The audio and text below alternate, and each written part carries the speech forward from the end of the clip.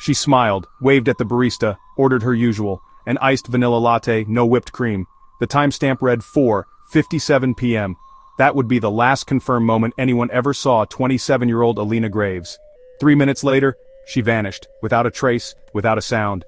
And yet, it was all caught on camera. Alina had just wrapped up her shift at a boutique law firm in downtown Portland.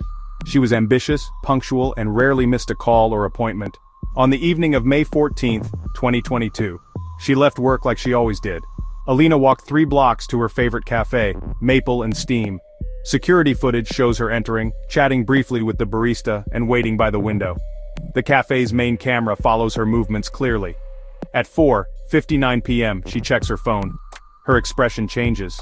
It's subtle, like a flicker of confusion or recognition. She looks up, toward the entrance, but no one walks in. Police transcript, Officer D. Harlan, interview #7. Her phone pinged a location text at 4:59:32. She looks up right then. We believe she was reacting to that. We traced the message. It came from an encrypted number.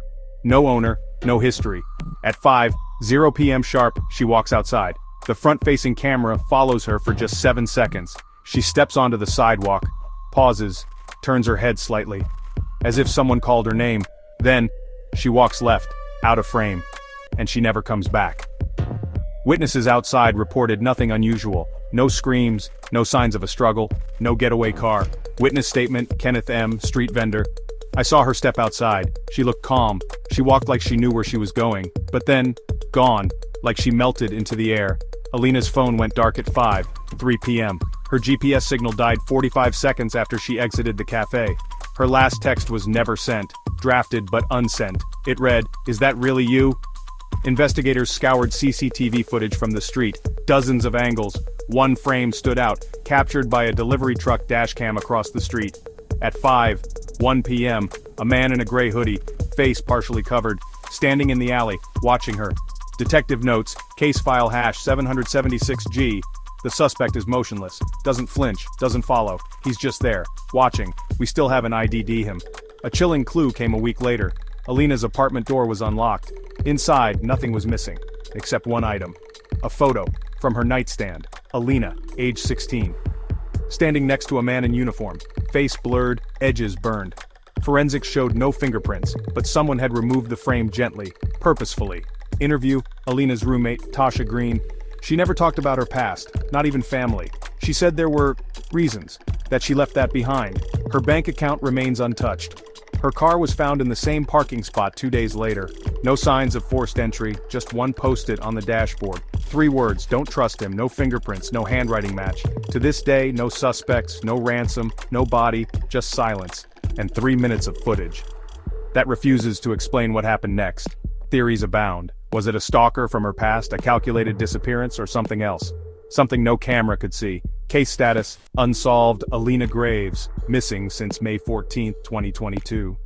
Anyone with information is urged to contact Portland PD tip line #409-2237, because sometimes, the last 3 minutes, are all you get. 3 months after Alina Graves vanished, the case seemed to be growing colder by the day. That is, until an anonymous envelope arrived at the Portland PD. Inside, a single USB drive. No note, no fingerprints. Just a sticker on the casing, marked with 2 numbers, 503. Police transcript, Detective Harlan, interview #19. We ran the drive through forensics. No malware, no metadata, only one file, a short video clip. Grainy black and white. The timestamp, 5:02 p.m., May 14th. It shows the alley next to Maple and Steam. The same alley where the man in the gray hoodie was spotted. Only now, in this footage, he's gone. Instead, there's a shadow. It moves across the brick wall, slow and deliberate. Then, for a split second, a hand, pale, trembling, reaches into frame. We enhanced it. The ring on the thumb? It matches the one Alina always wore. But the footage didn't end there. In the final frames, the camera glitches, and a distorted voice whispers, "You missed something." A new witness came forward, a neighbor from Alina's apartment building. Witness statement, Eleanor Ruiz, apartment 304. I heard someone in the hallway around 5:15 that night. Footsteps, soft. I peeked through the peephole, saw a figure in a gray hoodie. They stopped at Alina's door.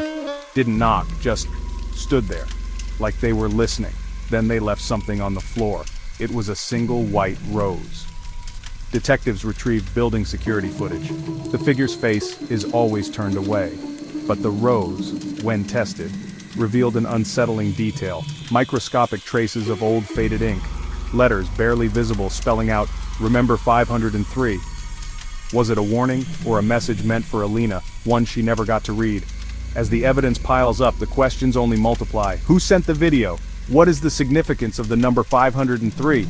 And most chilling of all, was Alina in that alley reaching out for help just moments before she disappeared? The mystery deepens, and someone out there is still watching. Just when detectives believed they were closing in on answers, the case took a dramatic turn. A new witness emerged, one who claimed to have been in the alley at the exact time the mysterious footage was captured. Witness statement: Marcus Lane, delivery driver. "I was dropping off a package near Maple and Steam around 5 in the evening. I saw a woman, she looked a lot like Alina, arguing with someone in a dark coat, not a gray hoodie. They were both tense, voices low but angry. I didn't see any hand reaching out, just the two of them. When I came back a few minutes later, the alley was empty. Detectives were baffled. Marcus's account contradicted the earlier footage and Eleanor's testimony. Was there another person involved, or was someone manipulating the evidence? Then, a new piece of the puzzle arrived. A phone call recording sent anonymously to the tip line. The audio, distorted and filled with static, played out in the squad room. Distorted voice: "You're looking in the wrong place. 503 is not a number, it's a door. Check the basement, she's still waiting." The team raced to search the building's basement but found nothing. No signs of Alina, no clues, just a locked door marked with peeling paint, 503. To this day, no one knows who made the call, or what secrets lie behind that door. Was Alina ever really in the alley? Who left the rose? And does the real answer to the mystery still wait, just out of sight, behind door 503? Just when hope seemed to fade and the trail went cold, a new voice emerged from the shadows. Mrs. Vega, the building's elderly janitor, had watched the investigation unfold for months. Her conscience heavy, her memories clouded by fear. She'd stayed silent, afraid no one would believe her, haunted by what she might have seen that night. But after seeing Alina's face on the news, Mrs. Vega gathered her courage and called the police. Police interview transcript: Mrs. Vega: "I was cleaning the stairwell that night. I heard hurried footsteps, 2 pairs echoing in the dark. Then, a woman's voice, soft, desperate, whispered, 'Please, not here.' I saw a figure in a dark coat, but he wasn't alone. Someone else, smaller, maybe a woman, was hiding in the shadows." Detectives listened intently as Mrs. Vega led them to a maintenance closet near the infamous basement door, 503. Inside, tucked behind old paint cans, they discovered a torn piece of blue fabric, overlooked in the initial search. Forensics confirmed it matched the dress Alina was last seen wearing. The case's focus shifted instantly. Detectives re-examined the basement, piecing together a new timeline. Someone had deliberately led them away from the truth. With fresh evidence and a brave witness, the investigation reignited. For the first time, there was a glimmer of hope, and the chilling realization that the real story had been hidden in plain sight all along. The investigation reached its climax as police transcripts and forensic analysis finally revealed the true sequence of events. A timeline, once shrouded in confusion, now unfolded with chilling clarity. The main suspect, confronted in a tense interrogation room, could no longer escape the mounting evidence. Detective Ramirez's steady voice echoed through the transcript: "We know about the basement, we know about the fabric, it's time to tell the truth." The suspect's mask of composure cracked, and hidden motives, jealousy, betrayal, desperation, rose to the surface. Sound of a deep breath, then a confession: "I never meant for it to go this far, I just wanted her to listen." As the truth spilled out, emotional interviews with Alina's family and friends brought the story full circle. Her mother, tears in her eyes, whispered, "We just wanted answers. Now we can finally let her rest." A close friend added, "Alina was always there for others. She deserved justice." The case, once a maze of dead ends, had finally reached its end. The truth, though painful, brought a sense of closure. And as the city exhaled, the memory of Alina remained, a reminder that even in the darkest mysteries, the truth will find its way to the light. After months of searching, the truth finally emerged. Alina Graves had been held captive by someone she once trusted, hidden in a remote basement on the city's edge. A tip from a persistent neighbor led detectives to her rescue.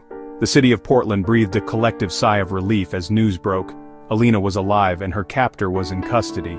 In the days that followed, neighbors gathered at Maple and Steam, lighting candles and leaving notes of hope and gratitude beneath Alina's favorite oak tree. Detective Ramirez, standing quietly at the edge of the crowd, reflected on the case that had consumed his every waking moment. "Cases like this never really leave you," he admitted in a rare interview. "But seeing Alina safe and this community united reminds me why we never give up." As the sun set over Portland, the city was forever changed, not by tragedy, but by the resilience and hope that brought Alina home. The case of Alina Graves closed with justice served, a community healed, and a reminder that even in the darkest mysteries, hope endures. Just as the city of Portland began to heal, a chilling development threatened to unravel the fragile peace. Late one evening, a mysterious letter appeared on the doorstep of the Graves family home, a single sheet of paper bearing only the words, "The story isn't over." The handwriting was unmistakable to those who knew Alina, a style from her childhood yet twisted with something darker. Authorities launched an immediate investigation. A childhood friend of Alina's, Marissa Lee, stepped forward with a troubling recollection. "I remember him from when we were kids. He always seemed to be watching Alina even back then. After she disappeared, I saw him once, just standing across from her house staring. I never caught his name, but he gave me chills." The police soon uncovered a cryptic transcript from an old phone call, one that had gone unnoticed during the initial investigation. Caller: "You don't know the half of it. Alina's not the only one in danger. It's about the past, about what happened that night in the orchard." Dispatcher: "Can you identify yourself?" Caller: Pause. "Just tell her the shadows remember." Detectives pieced together unsettling evidence. A series of photographs found in a storage unit, each one featuring Alina as a child, always with a blurred figure lurking in the background. The emotional stakes soared as her family realized the nightmare might not be over. As Portland holds its breath once more, the question lingers in the air. Who is the shadow from Alina's past, and what unfinished business remains? The mystery deepens, and the hunt for answers begins anew. As Portland's unease grew, a new player entered the shadows, investigative journalist Mika Tran. Known for her relentless pursuit of the truth, Mika stumbled upon a cache of hidden files buried deep within the archives of a defunct local newspaper. The files, marked Confidential Alina Graves, contained not only police reports but also personal letters, anonymous tips, and surveillance photographs never before made public. Cut to a dimly lit interview room. Mika sits across from the camera, her voice steady but her eyes betraying the weight of what she's found. There were things in those files that didn't add up. Timelines that contradicted official statements. Evidence that someone close to Alina was manipulating the narrative from the very beginning. I found a letter addressed to Alina mailed just days before she vanished. It was signed only E. The language was threatening, almost desperate. The investigation leads Mika to a tense confrontation with Eric Dalton, a reclusive figure who once lived near the Graves family. Eric's hands tremble as Mika presents a photograph from the hidden files, one showing Eric, unmistakably younger, lurking in the background of a childhood birthday party. "I didn't do anything, I was trying to protect her. You don't understand what was happening in that house." Mika presses further. The camera lingers on Eric's face as he breaks into a cold sweat. "You're looking in the wrong place. The real danger wasn't outside, it was inside." Then, Mika unveils the most shocking piece of evidence yet, a torn page from Alina's diary, recovered from the hidden files. In hurried handwriting, Alina writes, "If anything happens to me, it's not the stranger you should fear. It's someone I once trusted." The revelation shakes the case to its core, casting suspicion on those closest to Alina and challenging everything investigators and viewers thought they knew.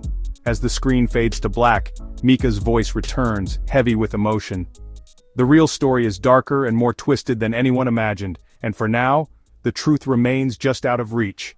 The mystery deepens, the city waits, and somewhere, the shadows watch." As the dust settles over the reopened case, the people at its heart are left to pick up the pieces. In a montage of silent faces, Detective Harris, now older and wearier, Alina's childhood friend gazing at an old photograph, witnesses who once whispered rumors, now haunted by the truth. They each reflect on the ways the mystery changed them. Cut to the Portland Police Department. Detective Harris stands before the press, his voice measured but heavy. "After exhaustive investigation, we have uncovered significant new evidence. While some questions have been answered, others remain. The Portland Police Department is committed to pursuing this case until justice is served. We urge anyone with information to come forward." The scene shifts to Alina's mother, seated in her living room, clutching a faded locket. Her eyes brim with tears, but her voice is clear. Every day, I remember Alina's laughter. I pray that the truth brings her peace. To those still searching, don't give up. And to my daughter, wherever you are loved and never forgotten. As the music swells, the camera pans across the city, windows glowing in the night, rain tapping on empty streets. The voiceover returns, soft and uncertain. In the end, the lines between victim and suspect, truth and deception, remain blurred. What really happened in the Graves household? Who can we trust when the shadows fall? One thing is certain, some secrets never stay buried. And some answers are more frightening than the questions. The screen fades to black, leaving viewers with a lingering sense of unease, and the haunting possibility that the case of Alina Graves may never truly be closed. As the first rays of sunlight break over Portland's skyline, the city awakens to a new day, one marked by hope and the quiet promise of healing. The camera glides over dew-soaked rooftops and golden-lit streets, settling on the Graves family home. Inside, Alina's mother stands at the window, her face illuminated by the morning light. She smiles softly as Alina, once lost, now found, enters the room. Their embrace is long and silent, a reunion that speaks louder than any words. Cut to the community center where neighbors gather, sharing stories and laughter. The wounds of suspicion and fear are slowly replaced by understanding and compassion. Old friends reconnect, and the once divided town begins to mend brick by brick. Detective Harris, now retired, sits at his desk surrounded by case files. He closes the final folder on Alina's case with a satisfied sigh, a weight lifted from his shoulders. He pens a note. Justice at last. May peace follow. He gazes out his window, watching children play in the street below, and allows himself a rare, genuine smile. The narrative threads draw together, answers have been found, truths acknowledged, and those responsible held accountable. Alina, stronger and wiser, joins her mother at a memorial garden, planting a tree in honor of those lost and lessons learned. The camera lingers on their hands in the soil, nurturing new life. As the sun climbs higher, the voiceover returns, gentle and hopeful. In the light of truth, even the darkest nights give way to dawn. Though scars remain, they remind us of our strength, our courage, and the bonds that hold us together. The story of Alina Graves is no longer one of loss, but of resilience, love, and the power of a community to heal. No matter how deep the shadows, there is always hope. And with hope, the promise of a new beginning. The screen fades to a warm golden glow, closing with the words, "To those still searching, never lose hope. The light will always find you."